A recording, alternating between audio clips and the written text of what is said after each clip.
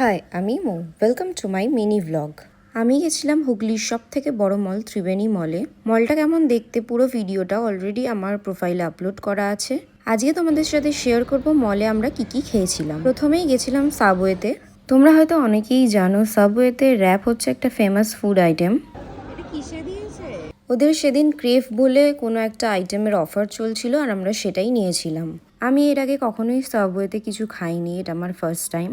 আর এটা খেয়ে আমাদের দুজনের কারোরই পেট ভরেনি, তাই চলে গেছিলাম ডমিনোজের পিৎজা আমাদের দুজনেরই খুব পছন্দের। আর ওদের নিউ লঞ্চ যে পিৎজাটা সেটাই আমরা সেদিন ট্রাই করেছিলাম। পিৎজাটার নাম হচ্ছে চিকেন ম্যাক্স। তারপর গেছিলাম কেভেন্টিয়ার্সের কাউন্টারে।